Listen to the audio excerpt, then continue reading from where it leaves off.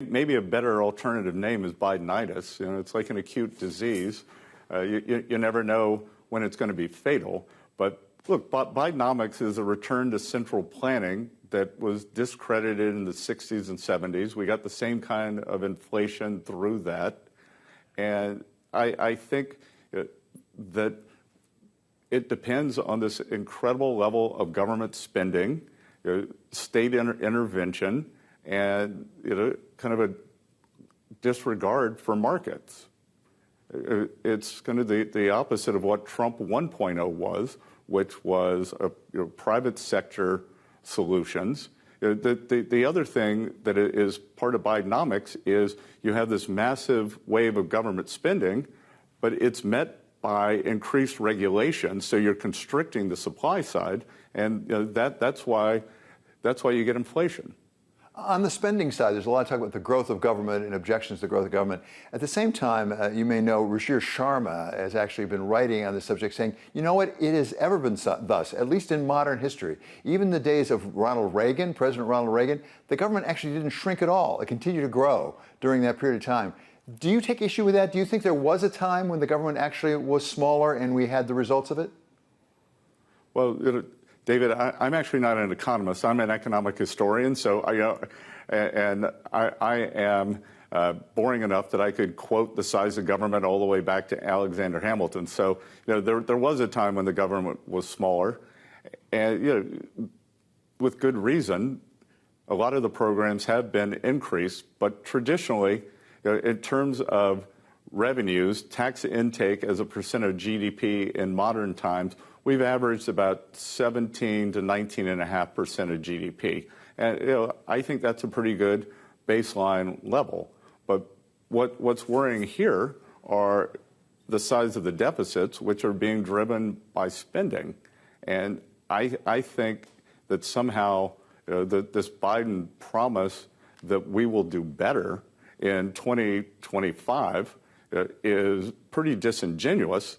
That you spent 3-4 years spend, and then now there's no choice but to increase taxes. And I don't think they're going to cut back on spending, but in their 10-year projection, the only thing they do want to cut back on is defense spending. There's a 21% decrease in defense spending, which I find alarming, given the international environment that this administration's created, given what any administration, Democrat or Republican, is faced with the challenge of China, Russia, Iran, North Korea. Now Venezuela is getting in on the act. So I think decreasing defense spending is just the wrong way to go. And I would note that because of these blowout deficits, the inflation and the high interest rates, this will be the first year that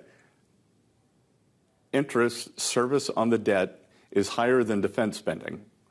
And that tells me that this high debt is a national security issue. As you say, Scott, we have something about almost a constant 17% of GDP actually in receipts.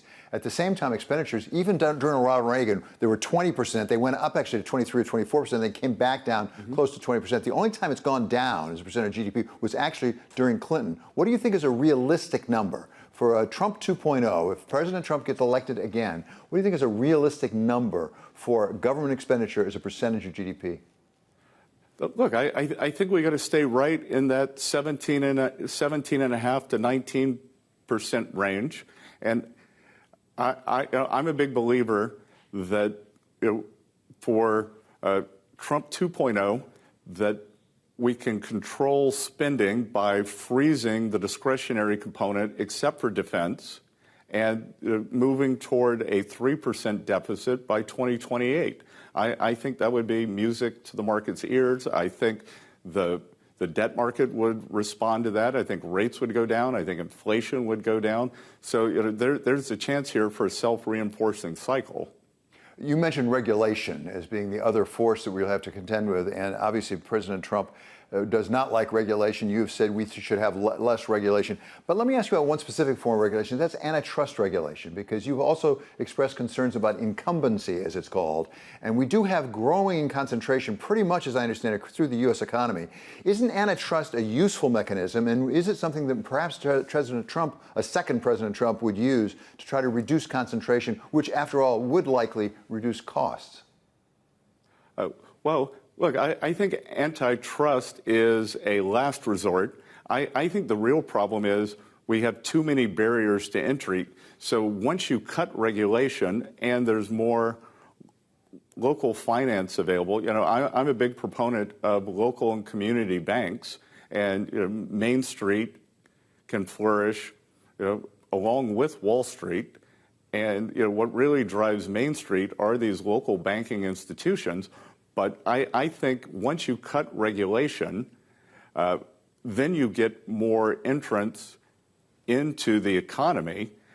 And I think the antitrust is a final solution. It's the draconian solution because you have priced out the startups.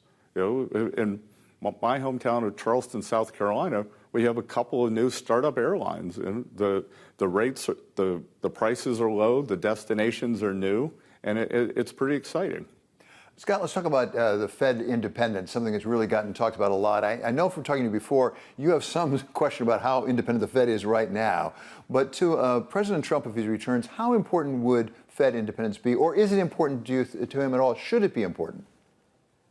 So, look, Fed independence is always important, and I think the original sin here with the Biden administration that set off this great inflation was politicizing the Fed. So Jay Powell's appointment was the latest appointment this century for a Fed chair. They did not announce his reappointment until November 2021, when in August of 2021, if you go back and read the notes of the Jackson Hole meeting, his speech, he clearly knew that inflation was on the rise. He expressed concern about inflationary pressures, but because President Biden did not announce his reappointment until January, he was reluctant to do anything. And then, the first hike wasn't until March. So, look, Fed independence is very important. I think it's a personnel issue. I think Donald Trump is always going to make his opinion known. And I will note, in hindsight, when he was complaining about the high rates in December of 2018 and that Jay Powell was making a mistake raising rates, that he did a final rate hike in December, crashed the markets. John Williams had to come out, the head of the New York Fed had to come out the next day and calm things down. And then within several months, there was 3 rate cuts after that. Fall of 2019, when Donald Trump was complaining about high rates, we had the repo market blow out, and the Fed had to put in a standing repo facility. So, President Biden mentioned rate cuts in the State of the Union. He's mentioned them twice since then. So, jawboning is fine. Senator Warren likes to jawbone, and I think it's her right to talk about lower rates. And I think as long as it's in a public forum, that it's healthy. And finally, Scott, you mentioned personnel are really important. Let's talk about personnel. Your name has been mentioned as a possible Treasury Secretary. You said you have a full-time job, I know, although I don't think you've said you wouldn't take it. But apart from individuals, in talking with President Trump, advising President Trump, what sorts of people would you advise he attract for his economic team? And how important is it to send reassurance to the markets? Well, I'll take the last question first. Reassurance to the market is going to be very important. And I think that he would like to contrast with the Biden cabinet, because if you look at the Biden cabinet now, even the head of the Small Business Administration, I think, has been mostly in government work for the past decade or so. The Biden cabinet is lawyers, it's politicians, it's regulators, it's full-time government people. Like there's a saying that they've never signed the front of the paycheck. And I would say they probably never gotten a paycheck. That they've been in big government, and they just get it through direct deposits. So I think a much better blend of private sector expertise coupled with people who have experience in government would be an ideal cabinet.